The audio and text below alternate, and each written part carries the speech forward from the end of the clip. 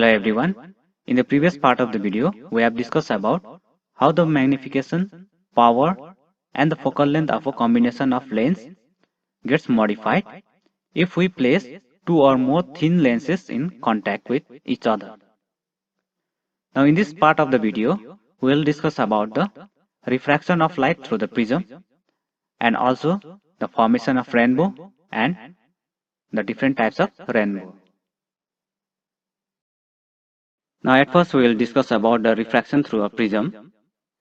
So here we consider a prism ABC, and in this prism BC is the base and it has two refracting surfaces denoted by AB and AC. Now we consider a ray of light which is incident on the side AB of the prism. So as this ray of light enters the prism, it suffers refraction because it is traveling from rare medium to denser medium. So in order to draw the refracted ray, we first draw a normal on the surface AB. So this represents a normal, and we already know that when the ray of light travels from a rare medium to denser medium, the refracted ray bends towards the normal.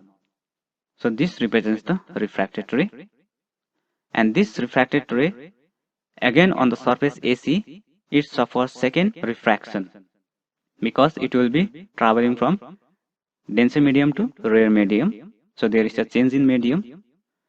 So in order to draw the refracted ray, so we first draw a normal. So this represents a normal on the surface AC, and then in this case, as the ray of light is traveling from denser medium to rare medium, so it bends away from the normal.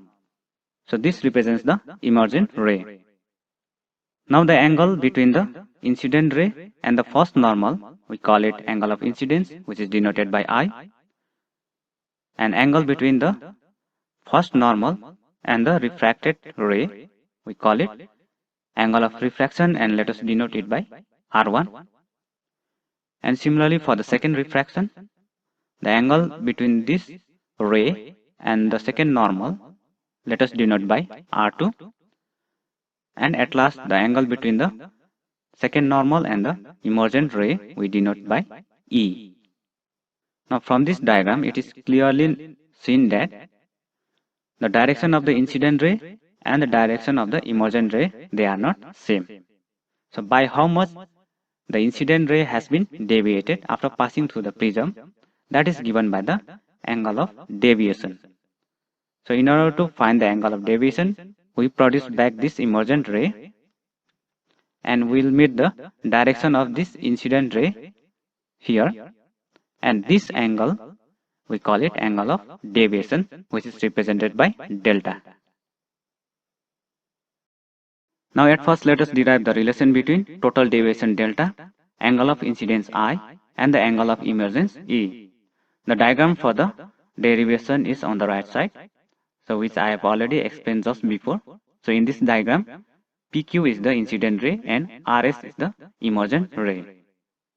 So that we can write, let PQ and RS be the incident and the emergent ray. The incident ray gets deviated by angle delta after passing through the prism.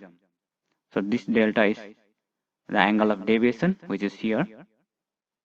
Now in quadrilateral AQ and R, so AQ and R, so these two lines we have drawn the normal on the surface AB and AC.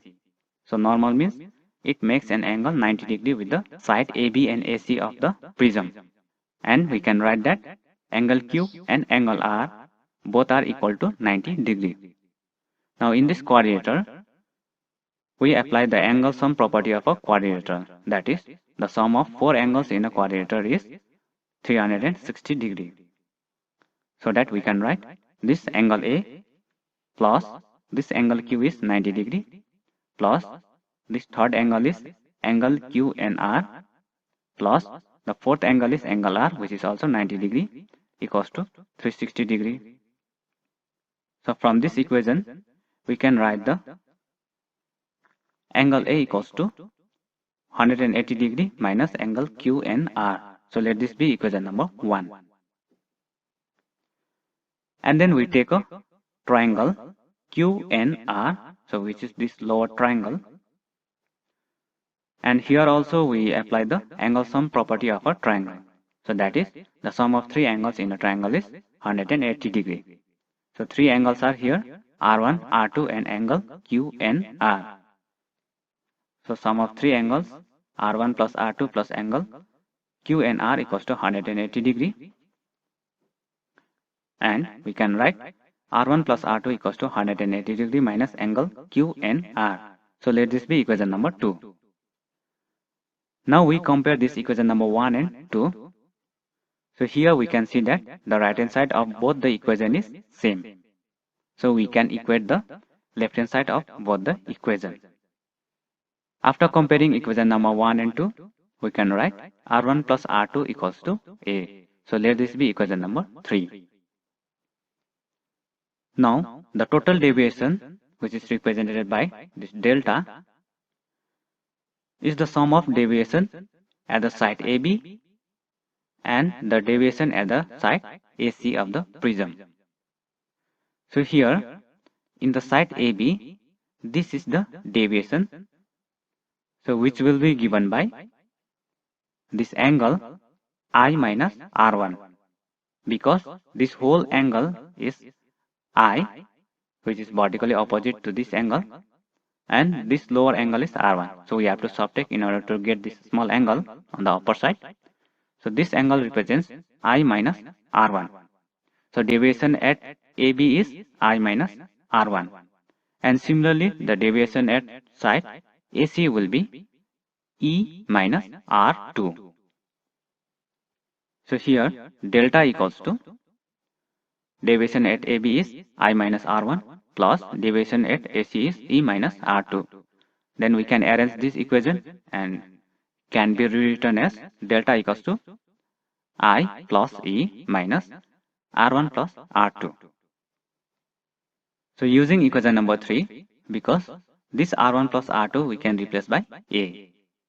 So delta equals to I plus E minus A. And this is the required relation between the total deviation delta, angle of incidence I, and the angle of emergence E. And this A is the angle of the prism. Now we discuss about the angle of minimum deviation. The angle of deviation depends on the angle of incidence.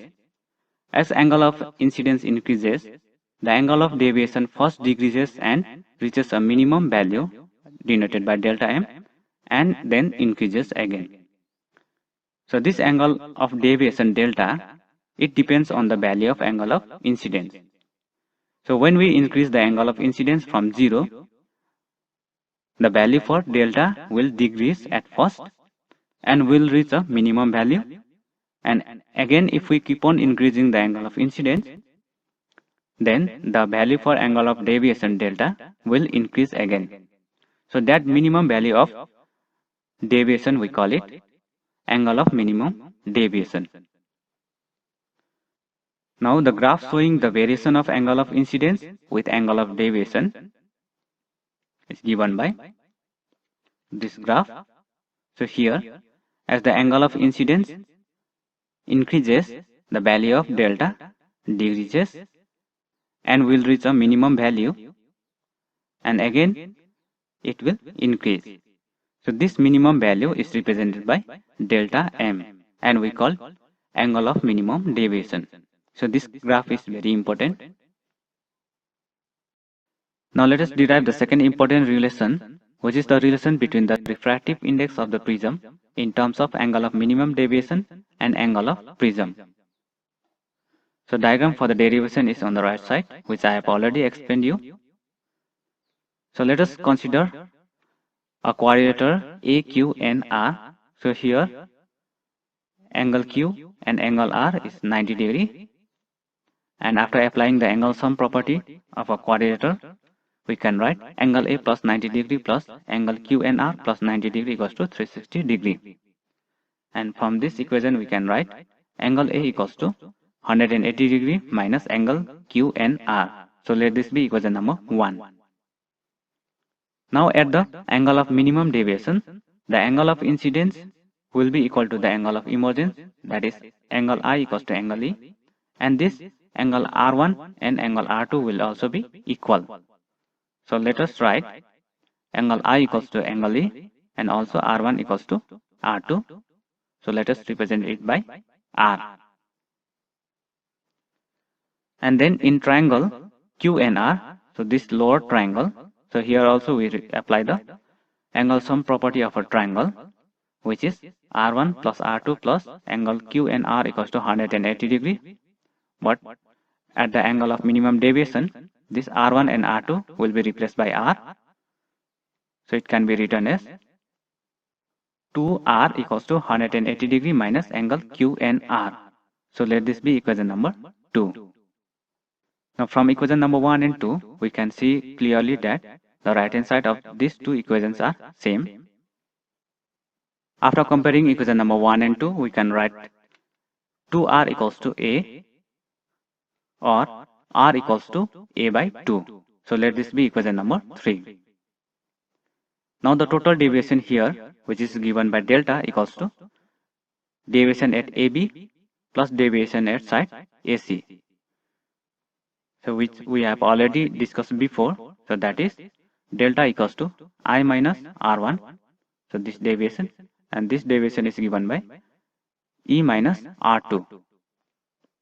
And we can rearrange and write delta equals to I plus E minus R1 plus R2. But at the angle of minimum deviation, angle of incidence is equal to the angle of emergence, and also R1 equals to R2 equals to R. And the deviation angle delta we represent by delta M. So delta M means minimum deviation. So here this delta will be replaced by delta M equals to this I plus E. So which can be written as 2I, because this angle E is also equals to angle I, minus, and this R1 plus R2 is twice R, so which we can write A. So this R1 plus R2 is A. And we can rearrange this equation and write I equals to A plus delta M divided by 2. So let this be equation number 4.